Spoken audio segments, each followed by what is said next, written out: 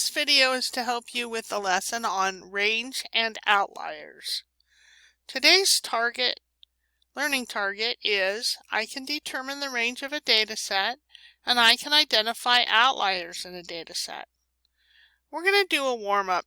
So I want you to look at the box and whisker plot and I want you to tell me what the lowest score is. Now you can pause the video to try and figure out what the lowest score is. Okay, welcome back. So the lowest score is this low here, right here. Wherever you see that this comes at the about 68 right there is the lowest score of the math test. Alright, that's the first whisker that we know. Now, I want you to see if you can find what the highest score is. Go ahead and pause this video and try and figure out the highest score.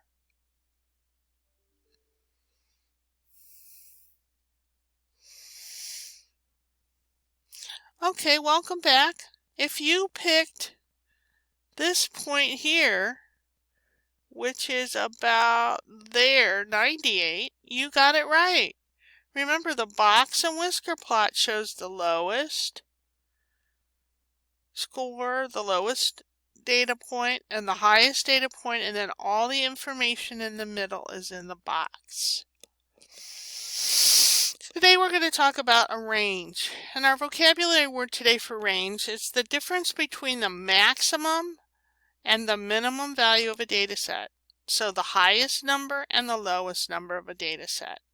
And just as a reminder, an outlier are values in the data set that are very far away from the rest of the data.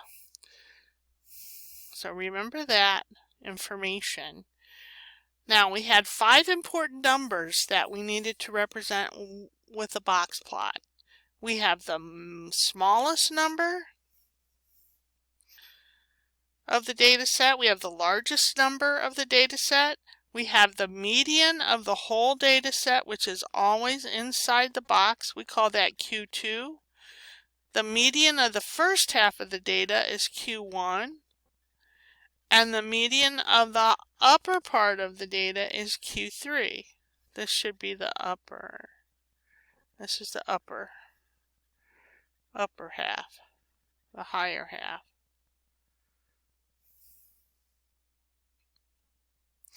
So when we talk about finding the range, we just have to look at our minimum value and our maximum values and subtract them.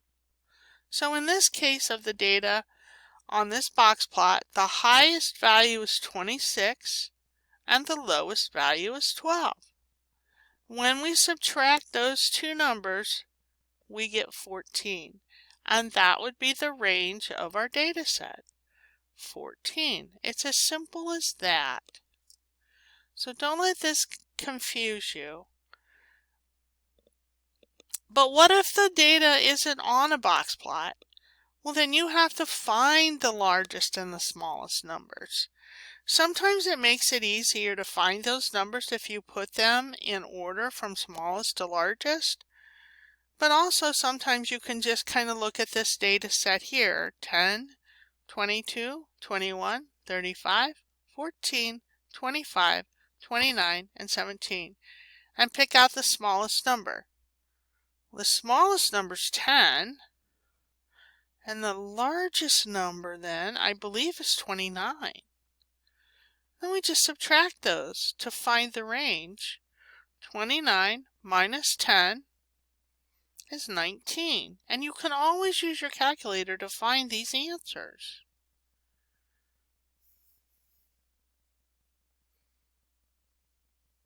Oh, wait a minute. No, our largest number is not 29. See, I made a mistake. It's 35. 35 is our largest number.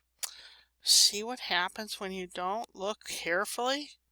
35 minus 10 is going to be 25. So our range for this set of data is 25. That is a perfect example of why you should order your numbers from smallest to largest.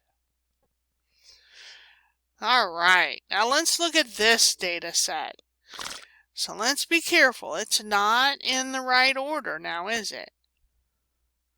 So we can put it in the right order. Let's see. Let's go 1.4, 1.4, and then I'm going to mark that off. What's the next smallest? 1.9, 1.9. And I'm going to mark that one off. Let's see, what's the next one? 2.1. I believe it's 2.1. I'm going to mark that off. And then 2.3. And I'm going to mark that off. 3.1. 3.1 is next. I'm going to mark that one off. And 3.3. 3.3. Now we have our data organized from smallest to largest. So what is the range of our data set?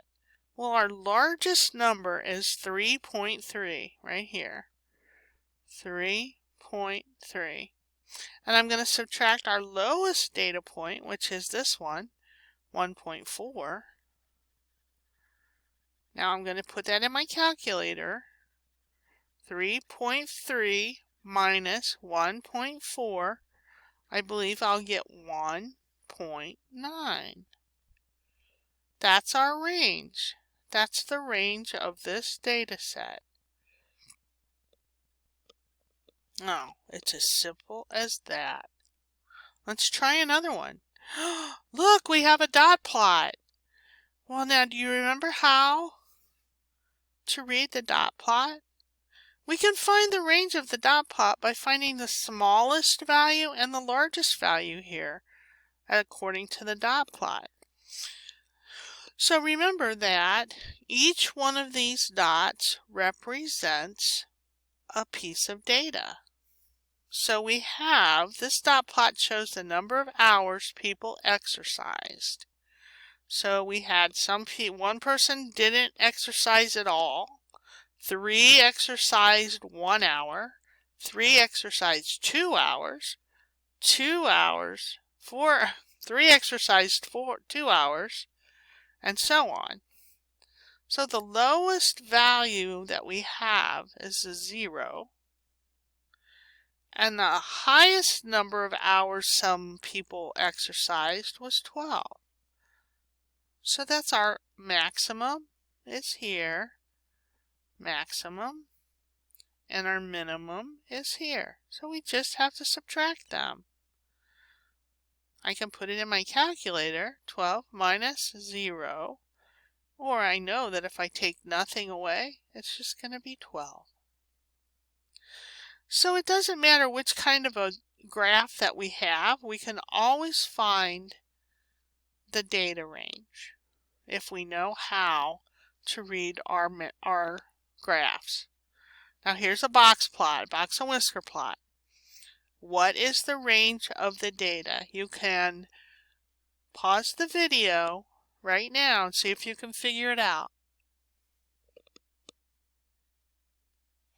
Okay, well, welcome back. Alright, so here's our lowest value and here's our highest value. Those are the two things that we need to look at. So our highest value is 12. And I'm going to subtract, let's see, I'm going to follow this down. That looks like a 1. So our range, according to this box and whisker plot, is 11. And what happens if we have outliers? Well, outliers are those pieces of data that lie way outside of the other part of the data.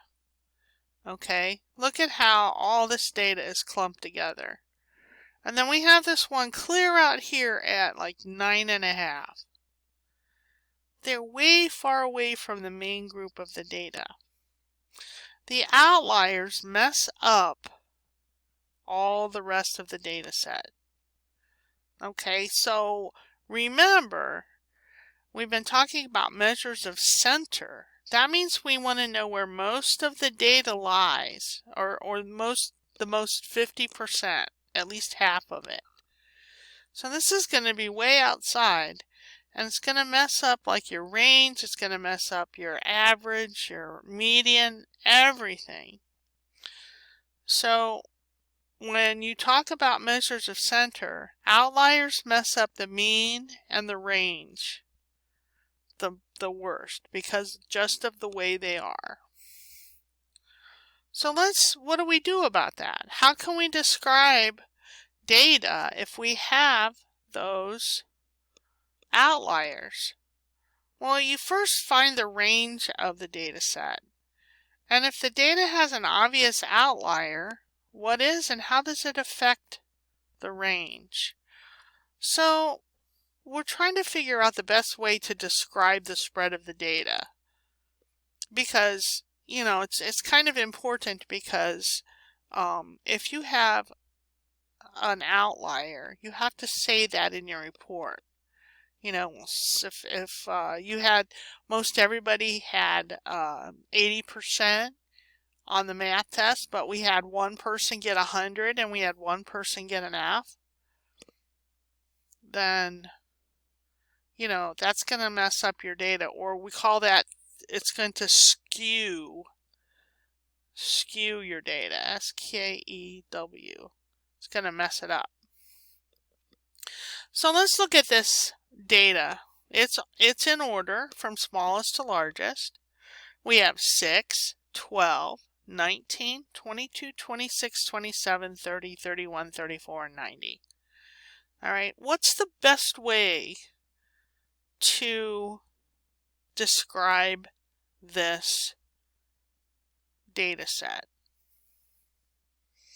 Well, look, most all these numbers are pretty close together from here to here. But then we have this thing out here, it's all the way out 90. It's 60 points away from the last data point. Now, that's going to be an outlier. It's going to skew our data or mess it up. We don't know what this data is all about, but we know that this 90 is going to mess everything up. If we did our range, which we've been talking about, 90 minus 6, our range would be 84. That's pretty big range. But we could say, if we got rid of this 90, we could subtract 34 minus 6 and get 28. See, that's a better range right there. We can decide, we could say, well, our range is 28 without the outlier.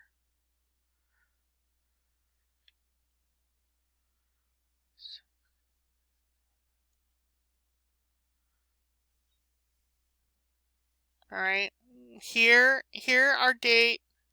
our range is 84. The range is 84 with the outlier and 28 without the outlier. So if you were trying to make predictions on, say, what kind of ice cream do we need to stock up on, and we have one person that says coconut crunch, you're not going to want to stock up on coconut crunch, because if one person said that, no. Okay. So you would want to say the range is 84 with an outlier and 28 without the outlier. That way, the person that's looking at this data or looking at your report would know you have an outlier, and so we have to qualify it and quantify it. All right, let's look at this data. Let's start with number 1. 4, 6, 10, 11, 14, 15, 18, 21. Do you think this has an outlier? You can pause the video and study the data. I'll wait. Welcome back. I look at this data here and it's all pretty close together. So I'm going to say no outliers. All right, let's look at this next one. 4, 16, 17, 17, 18, 19, and 21. What do you think?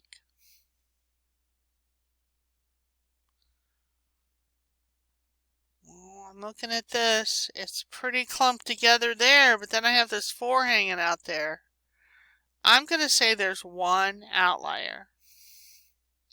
Let's look at number 3. 4, 16, 36, 4, 55, 63, and 78. What do you think?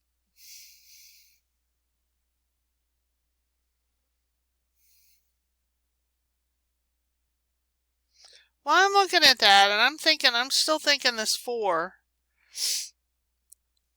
This 4 is pretty out there.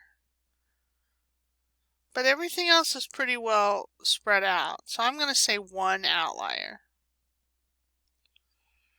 Let's look at number 4. There we go again. The 4 is still hanging out there.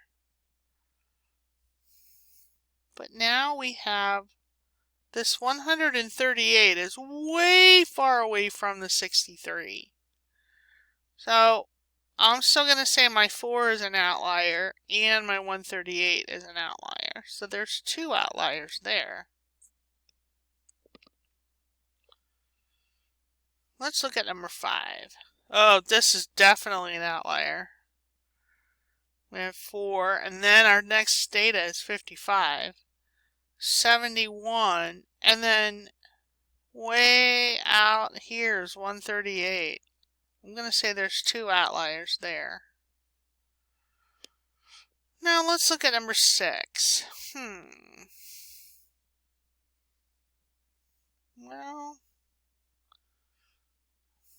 4 and 10 are pretty close together. But look how far away that is from 55. So I think these 2 numbers are way far away from 55, 62, 65. These up here are pretty close together. I'm still going to say there's 2 outliers down at the bottom because they're pretty far away from the other parts of the data. So that's kind of how we can analyze our data sets to look at whether we have outliers or not. All right, in the IXL classroom for today, you have an exit ticket. You'll have to answer one of these questions. What is the range? Is there an outlier? Or if so, what is it? So let's look at each one of these. Look at the dot plot right here. Okay, let's see how most of our data is clumped around here. And then we have this thing hanging out here. I think that's an outlier. It's a little bit easier to see when it's on a graph.